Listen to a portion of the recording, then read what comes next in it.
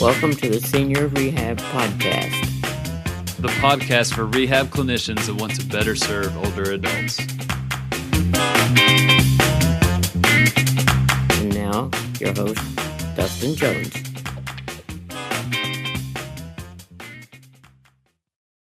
Hello, friends. Welcome to the Senior Rehab Podcast. Today, we have part 2 of my conversation with LA Lakers strength coach Tim DiFrancesco.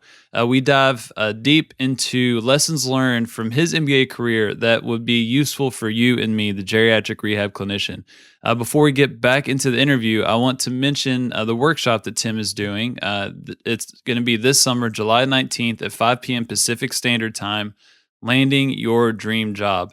This workshop addresses a question that he gets several times a week of how can I get to your level? How can I work in a professional manner with athletics?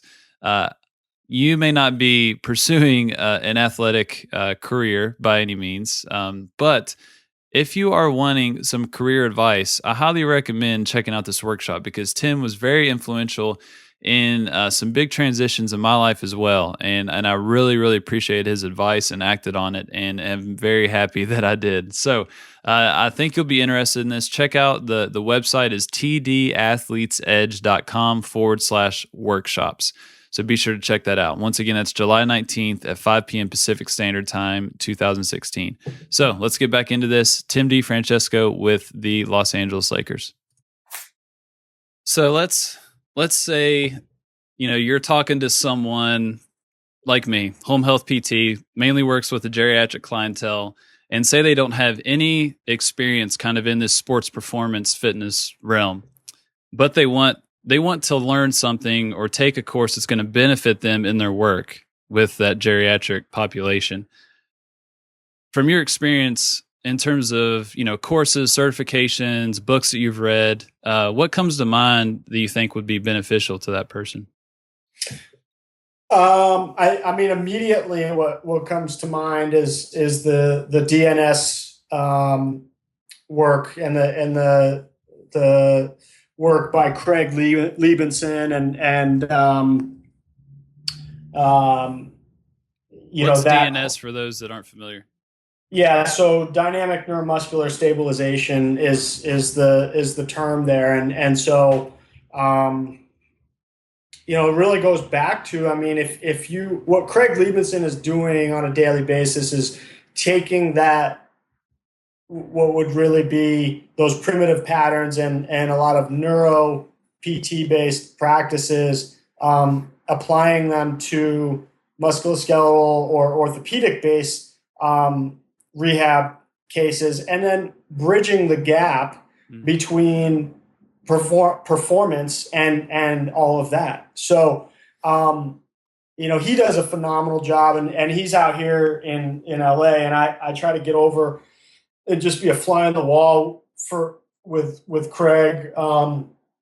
Just watch him do his thing, and at least once a year, usually in the off season for me, and if I get more, then it's just gravy for me. But I think that's a perfect example of, you could walk away after an hour, after 10 minutes of watching Craig, and whether you work as a strength and conditioning coach of any level of athlete, or whether you work in any version of a rehab setting, you're going to walk away with something that you can use to expand your tool, your skill set. And so their sort of home base is the Prague Rehab School, and they've got a great resource and a great series of resources and courses that I think fit perfectly into exactly what you're referring to. Yeah. And I'll link to that in the show notes for anyone listening, for sure. Yeah, I've been interested in that. I remember you mentioned that a while back, and I haven't dove too deep into his work, but I'm seeing his name all over the place for sure. Yeah. So I'll have to get on that. All right, so let's switch gears a little bit. Let's talk about just your work now with that yellow and or that purple and gold team, right, out in the West Coast that you're with. That's us. That's us. Lake Show, baby. The Lake Show. The Lake Show. The guest before you on this podcast was Dr. Mark Cucuzella. He owns Two Rivers Treads, that shoe store I used to work for, and he had some awesome things to say about the work that he's doing, out in West Virginia, and especially from the nutritional realm. And I want you to talk a little bit about your partnership with Dr. Kate and kind of what you all have got going there with the team. Yeah. So, I mean, I think I've had a attraction or intrigue with how what you eat, what you consume affects how you feel and how you perform. For quite a long time. And I think I can remember my mom and my aunt talking about how when they cook kale, and this was so far before kale was like this cult followed green leafy veggie, that that's important to note, because kale today, you're not going to get the same response as if you mentioned kale 15 to 20 years ago, when I heard my mom and my aunt talking about how when they cook kale, when they use kale in their recipes, they eat that, they just feel better. And so that I don't know why, I just, that'll always stand out for me. And so I can also remember actually at one of my clinical rotations in the hospital setting, at lunch with a number of the therapists, and again, this was before like now every day you go onto Yahoo or whatever, there's like a new cleanse or there's a new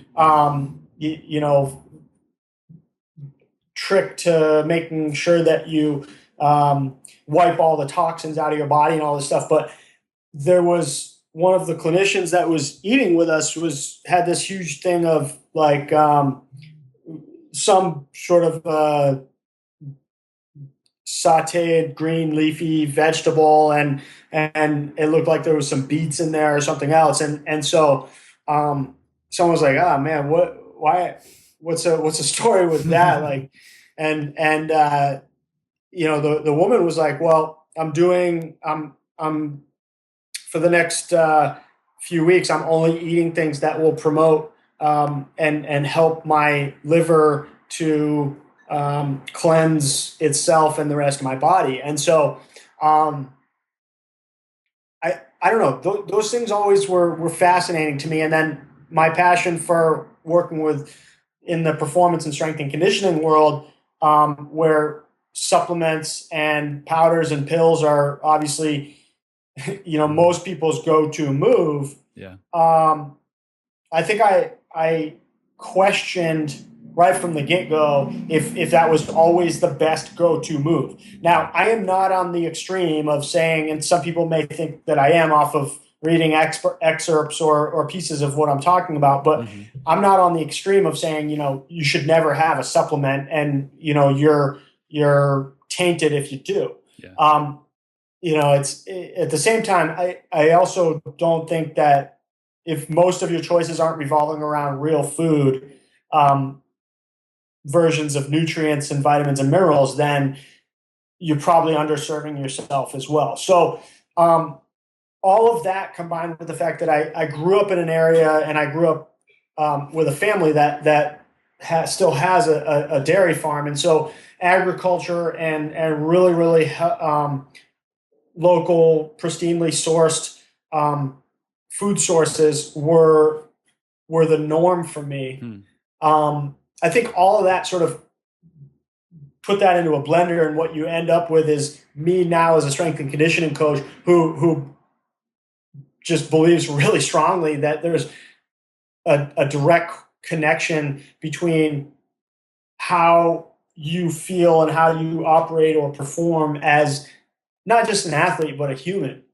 And so, I think that, that all being said is to get to your question is when I came to the Lakers, it was a little bit alarming for me to see the state of affairs of nutrition at this level. Yeah. Most people would assume, well, they're the highest level of basketball players. They probably have like all the best foods around them at all times, and they're all extremely dedicated to only making the best decisions. And it really couldn't be much further from the case. And when I got here, it was immediately on my radar to figure out, okay, I got the lay of the land here. It's not too pretty when you have 6 or 8 orders of mini deep dish pizzas or chicken fingers and French fries coming into the locker room 20 minutes before game time. Yeah. And I'm sitting there thinking, like, I'm writing up all these programs. I'm spending all these hours on the weight room floor with guys, helping them, and early mornings, late nights, and I'll be damned if it's going to be undercut by just poor guidance and poor education. Yeah.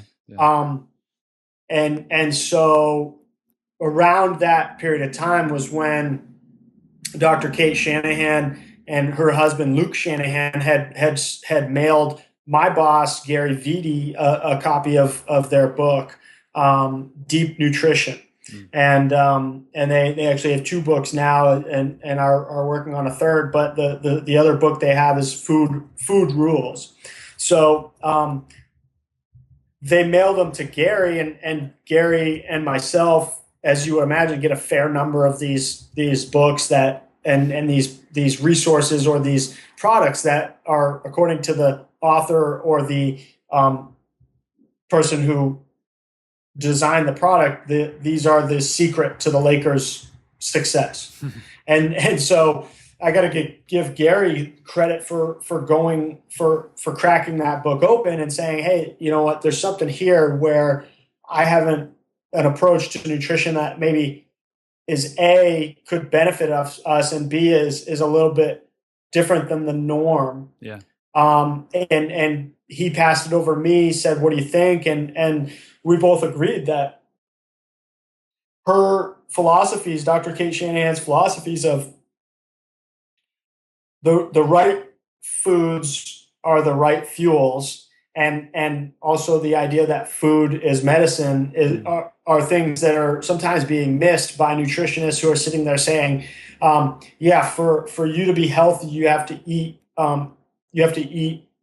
steamed broccoli, skinless, boneless chicken breast, and brown rice, and maybe a few variations of that. But if you stray from that, then you're not being healthy. Hopefully more and more of us can agree that that's not sustainable, and that's not what defines a healthy eating set of habits. And so we got to know Dr. Kate, and we got to know what she was all about, and we felt like she would be a great fit for being able to give our players that education and guidance that I had mentioned I felt was lacking for not just our team, but pro athletes in general. And so yeah, it's been a really interesting experience for the past 5 years working with Dr. Kate, and having her work with our players, because I say interesting because, like, you gotta sort of step back and realize that what she's talking about is vastly different than most quote unquote nutritionists. And so just again, to put it in context here, Dr. Kate is a medical doctor. In addition to that, her medical doctor background really frames how she works with people from a nutrition standpoint. So, I think that really it has been an interesting experience, because what she's talking about, what we're doing is flipping the paradigm on how we're approaching nutrition. It's now from, okay, what things are we putting in front of these guys and how are we educating them that will help them to fuel themselves more efficiently, more effectively. And that probably means most of the time for us, having them switch from burning carbs for fuel to being able to be more efficient at burning fat for fuel. Now, with the publicity that we've gotten on this process, it's people think that we're doing paleo. People think that we're trying to get our players into ketosis, yada, yada, yada. Absolutely not the case. And nobody in this world is going to get 15 NBA guys in a room to go completely paleo and to be in ketosis, even if it were the right thing anyways. Yeah. So, what we're doing though is we're helping them to be more metabolically flexible. We're helping them to not only have the ability to just burn and rely primarily and strictly on carbohydrates for fuel. We're helping them to understand where the hidden sort of undercutting villains of their food intake are lying in the forms of toxic and inflammatory oils, canola, soy, corn, vegetable oils. We're helping them to recognize that the guidance that you might have been getting that, oh, you're an athlete, so you can eat as much sugar as you want. Yeah, that's ridiculous. And that's irresponsible. And that's not even accurate from a performance standpoint. Yeah. So, now let's think about the bigger picture, the person behind the jersey. I mean, even if being, carb loading and having an athlete say, well, because you're an athlete, you get to eat more sugar was absolutely the right performance-based guidance, which it's not. But let's say it was, it's absolutely not the right thing for the person behind the jersey. So, it's been a process. It's been a up and down journey of having athletes look at us like we're crazy when we're saying, well, all the sugar-filled and carb-filled things that you've been told are really healthy for you as an athlete might need to be dialed back a bit and substituted with, things that like full-fat pastured yogurt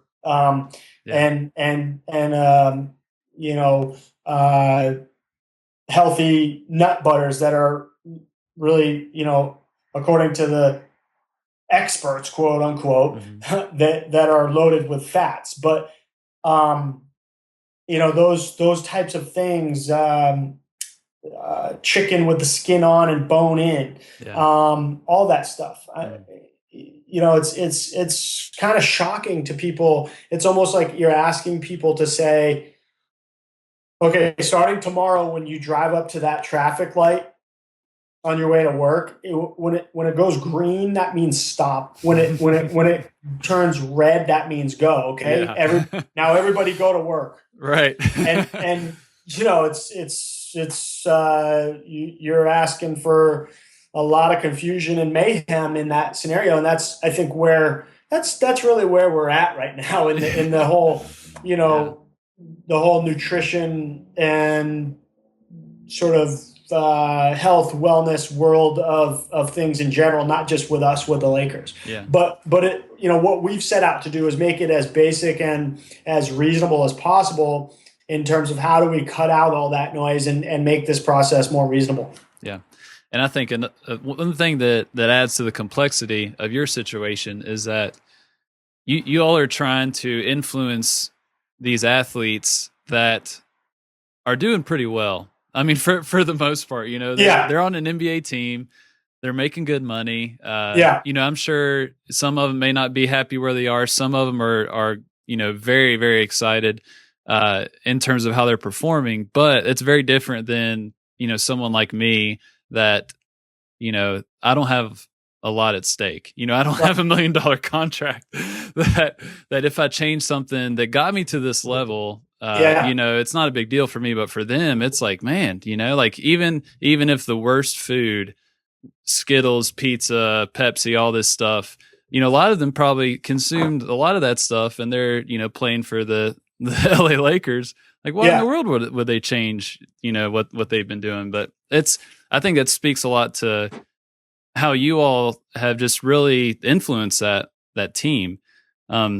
And it seems just from knowing you and reading a lot of these articles that it hasn't been, like some drill sergeant coming in and laying down the law saying, all right, this is how it's going to be. Here's what you're going to eat. No questions. That's it. But you've worked with them, which is cool to see. Yeah, no, I think you're exactly right. And that's I think I've learned that sometimes the hard way where it's the process, and that's that up and down process of what I've talked about, is understanding that food is such a polarizing subject. Yeah. And you can't underestimate that. And you have to appreciate that for everybody that you're working with, that you really have to sort of handle that process with kid gloves, because it's so polarizing for people. And your point is exactly right, that it's really hard when you've done things in a so-called unhealthy way, but you've been super successful doing that. Mm-hmm. And then to say like, well, I also think that there's a piece to this whole thing when you're working with high-level athletes that is almost like an ego thing. Well, I'm so next level, and we build these athletes up to be bigger and better than humans. Yeah. And so they almost start to, I think in a lot of cases, recognize that in their own mind as like, well, I know regular Joes out on the street have to, they have to follow these nutritional rules, but I've made it to the NBA doing this, and that's because I'm superhuman, and I don't, those rules don't really apply to me. But don't think for a second that it hasn't been. That's my point. Is we're not in there every single season getting a new roster and within a month or two having everybody converted to the ideal way of eating that we believe is appropriate for them. We're in there just trying to make tiny little baby steps with individuals, each of them different. And that's the other point I'm trying to make here, is that you, just like with rehab, just like with strength and conditioning, you're not going to serve the individual the best way you can if you're going to put a generic blanket sort of group-based plan together for everybody. One plan for 15 people, whether it's nutrition, strength and conditioning, or rehab, is ridiculous if you think that's going to be the best way to do it. So for one guy in our locker room, it might be simply saying, what is your favorite vegetable? I don't have one. I hate vegetables. Okay. Let's find one that you would be willing to try, and let us help you to jazz that up in a way that is healthy in our eyes, but tastes really good to you. And once a week, let's try to get that into your onto your meal plan, onto your menu. Yeah. And that might be the starting point for some. If you're Steve Nash, then on the other hand, who was like, really dedicated to the granular aspect of a lot of our approaches, and that works for him, then that's a different story. But those are sort of the two ends of the spectrum, and you have to recognize that I talk to a lot of strength and conditioning coaches who are, they're like, well, according to these stories, you have completely revamped every single player's diet, and now they're all eating perfectly. Wrong. Okay.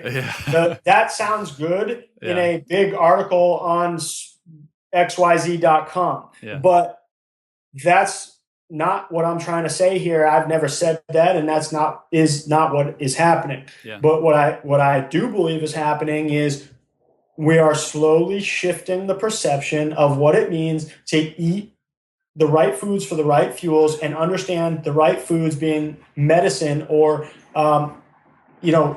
not just performance, but how you feel when you're doing your activity. Yeah.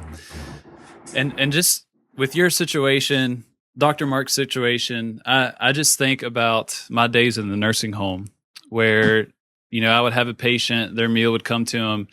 They had all the kind of chronic metabolic conditions, diabetes definitely being one of them. And, they would get their breakfast tray and it'd be pancakes with sugar-free syrup, a banana, oatmeal, orange juice, and a cup of coffee. And, Right. You're just like, what?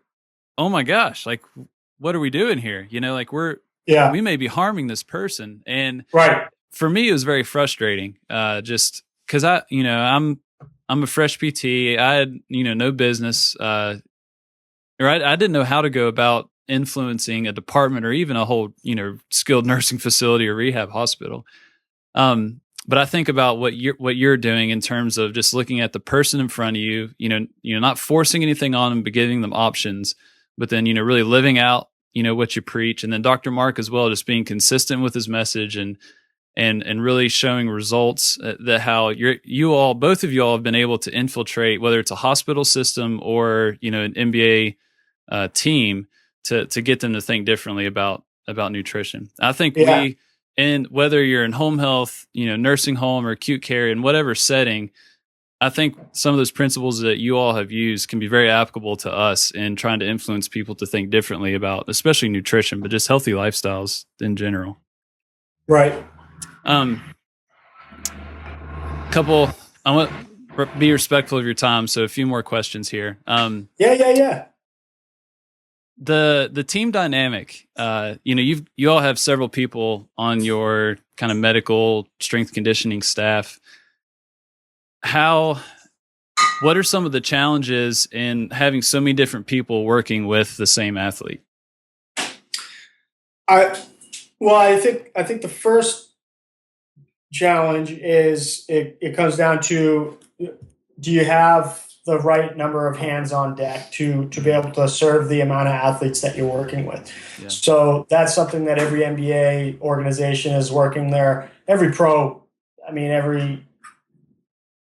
sports team at any level, to be honest with you, is working their way through now. Is like, well, how many hands on deck do we have to have? Because back in the day, you're talking about, all right, we've got 10 guys, we've got 15 guys, we got one head athletic trainer, and that person does it all. And so times have changed so drastically from that there's so many really kind of focused and narrow areas of expertise that it's caused sports teams or sports at any level to have to look at what is the right number of hands on deck for the sports medicine staff. Then from there you have to look at what are the disciplines and what are the areas of expertise that we feel like we need to best serve our athletes and that we,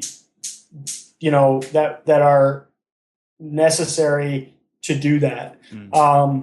And so figuring those two things out are first and foremost really important. And then at this level, I think you're going to see a lot more of the scenario where you have maybe more of a lane system where you have experts that are in charge of a certain lane and then obviously must have the ability to overlap to other lanes when necessary. And that's where I think with our staff being really dynamic in that sense that myself as a head strength and conditioning coach with the background in athletic training, physical therapy, and obviously strength and conditioning, and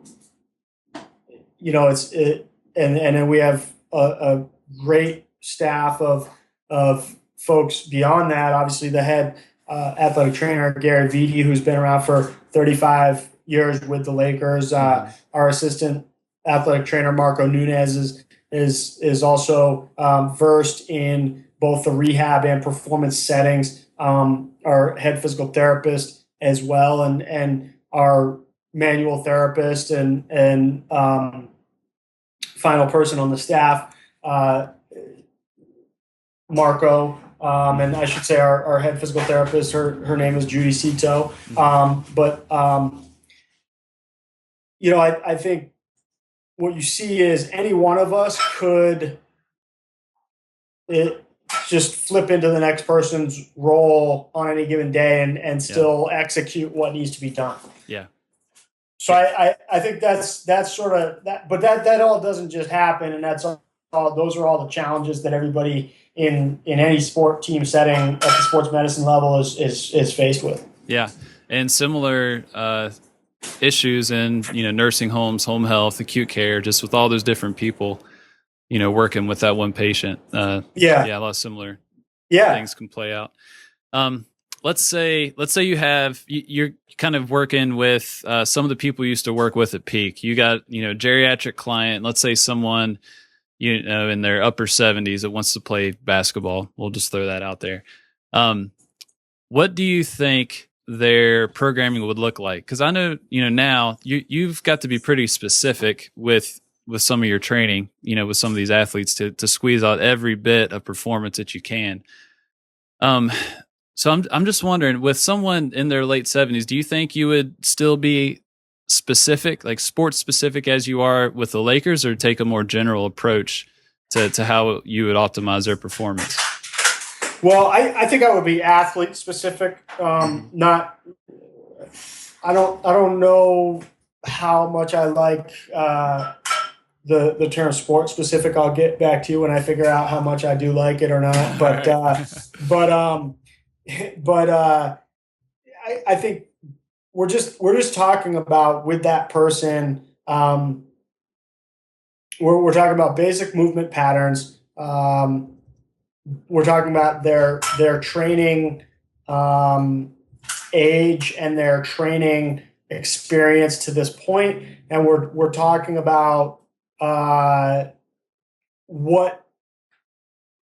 we're talking about making sure that their structures that they're about to stress in that sport are robust enough to stand up to that. So those are the same things that I'm looking at with our 15 guys on our roster right now on a continuous basis, but it's just a different level of activity and a different level of where they're at on that scale. So to answer your question, I would be athlete specific, and it would include looking at an assessment and evaluation of how they move in basic movement patterns. And then from there, can we or do we need to correct them for them to be able to train for that sport? All right. And again, the training for the sport, just like people think that I've got these great freakish athletes that I then get a chance to try to make even more freakish. Mm-hmm. And it's not about that. It's about, okay, this is where they are at athletically, and they get paid a lot of money to do this skill that they're really good at. It's my job to make sure they're prepared and protected to do that. Yeah. So it's really more about me in my position preparing the person in the case scenario that you presented. It's the same thing. I mean, I need to just make sure that their support structures of their musculoskeletal system are prepared to endure whatever total load of sport specific work that is in front of them that they're about to do. Boom. I like that. I'll go with that answer. Tim? Let's lock it in. All right. Last one. Let's say you have every geriatric rehab clinician in the same room. You have about 30 seconds to a minute with them. What would you want them to know? Or what advice would you give them? Advice, what I would want them to know. I think it probably comes back to what we talked about earlier today is before you get too consumed in developing your clinical skills, develop your people skills. I mean, I'm going to leave it at that because I just got done with about 10 long-winded answers, and I also got done saying simple is better. So let's try to have some semblance of staying on task here. You got to practice what you preach, Tim. All right. Talk to him. All right, sir. I appreciate your time. I mean, you've been a big influence in my life and my career, even though we definitely went different paths. I'm working with, homebound older adults, and you're working with, some of the best athletes in the world, but you've taught me a lot and how what you're doing can apply, to my patients. I know a lot of people listening to this will get, those principles and advice as well. So thank you for your time, your advice, and your wisdom. And thank your wife for letting me have you for an hour. Oh no, she's thrilled. She would wish you would take me for another hour. But right back at you, by the way. I mean, who knows how much I've influenced you, but the feeling is completely mutual. Thank you, brother. Hit me. Thank you for listening to the Senior Rehab Podcast. The show notes for this episode and much, much more can be found at seniorrehabproject.com. If you found value in this conversation, please share this with one other person that could benefit. And until next time, do not forget to stay funky.